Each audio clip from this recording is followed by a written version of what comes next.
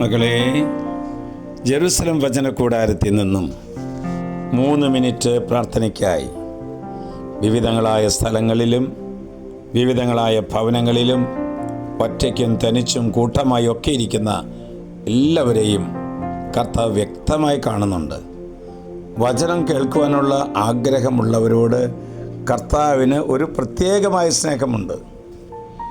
നമ്മുടെ നിഷ്കളങ്കതയും വിശ്വസ്തതയും സുഹൃതങ്ങളും പെരുമാറ്റ രീതികളും മറ്റുള്ളവർ മനസ്സിലാക്കണമെന്നില്ല.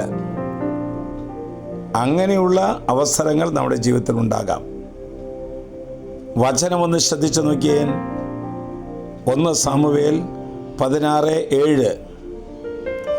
മനുഷ്യൻ കാണുന്നതല്ല കർത്താവ് കാണുന്നത്. മനുഷ്യൻ ബാഹ്യരൂപത്തിൽ ശ്രദ്ധിക്കുന്നു, കർത്താവാകട്ടെ ഹൃദയഭാവത്തിലും. മകളെ, മനുഷ്യൻ അവരൻ്റെ വസ്ത്രവും വലിപ്പവും സ്വരവും നിറവും എന്നിവയിൽ ശ്രദ്ധിക്കുമ്പോൾ കർത്താവ് ഹൃദയത്തെയാണ് നോക്കുന്നത്. ആ ഹൃദയത്തിൽ സ്നേഹമുണ്ടോ, കരുണയുണ്ടോ, ക്ഷമയുണ്ടോ, വിശുദ്ധിയുണ്ടോ, വിശ്വാസമുണ്ടോ? ഇതാണ് കർത്താവ് നോക്കുന്നത്.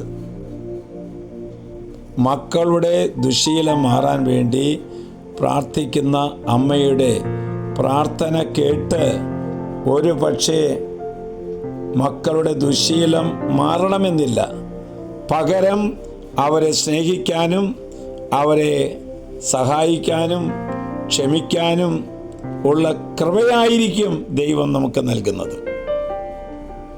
നാം ആഗ്രഹിക്കുന്നതും ചോദിക്കുന്നതും ദൈവം നമുക്ക് നൽകിയാലും നൽകിയില്ലെങ്കിലും എല്ലാം നന്മയ്ക്കാണ് എന്ന് വിശ്വസിക്കുമ്പോഴാണ് നമ്മുടെ ജീവിതത്തിൽ സന്തോഷമുണ്ടായിത്തീരുന്നത്. നമ്മൾ വിശ്വസിക്കണം. വിശ്വസിക്കുന്നതാണ് നമ്മൾ സംഭവിക്കുന്നത്. ചോദിക്കുന്നത് കിട്ടാതെ വരുമ്പോൾ ദുഃഖിക്കണ്ട. ദുഃഖം ഉണ്ടാകുന്നുണ്ടോ? കിട്ടുമ്പോഴോ അമിതമായി സന്തോഷിക്കുകയും അരുത്. ഒരു കാര്യം പരിശുദ്ധാത്മ പറയുന്നുണ്ട്, കിട്ടുന്നതിനനുസരിച്ച് നമ്മൾ വിനീതരാകണം. കിട്ടുന്നതിനനുസരിച്ച് നമ്മൾ ദൈവത്തിൽ ആശ്രയിക്കണം. കിട്ടാതെ വരുമ്പോഴും ദൈവത്തിൽ ആശ്രയിക്കണം.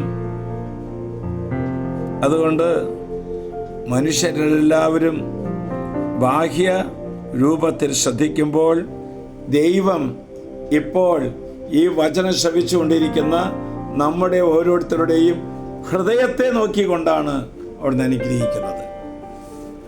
ഇന്നത്തെ വചനം നമുക്ക് മറ്റുള്ളവർക്കൊക്കെ ഷെയർ ചെയ്യാം. ധാരാളം മക്കൾ മലയാളത്തിലും തമിഴിലും ധാരാളം മക്കൾ ഇത് ശ്രവിക്കുന്നതായി ഞാൻ അറിയുന്നുണ്ട്, കാണുന്നുണ്ട്. എല്ലാവരെയും ദൈവം സമൃദ്ധമായിട്ട് അനുഗ്രഹിക്കട്ടെ. ആശ്വാസപ്രദമായ രാത്രി, പ്രതീക്ഷാ നിർഭരമായ പ്രഭാതം, സൽപ്രവർത്തികൾ നിറഞ്ഞ ദിവസം നൽകി അവിടുന്ന് നമ്മെ എല്ലാവരെയും അനുഗ്രഹിക്കട്ടെ. നമ്മുടെ കർത്താവ് ഈശോമിശിഹായുടെ കൃപയും പിതാവായ ദൈവത്തിൻ്റെ സ്നേഹവും പരിശുദ്ധാത്മാവിന്റെ സഹവാസവും പരിമളവും നാം എല്ലാവരോടും ഈ കൂട്ടായ്മയോടും കൂടി ഉണ്ടാകട്ടെ, ഇപ്പോഴും എപ്പോഴും എന്നേക്കും.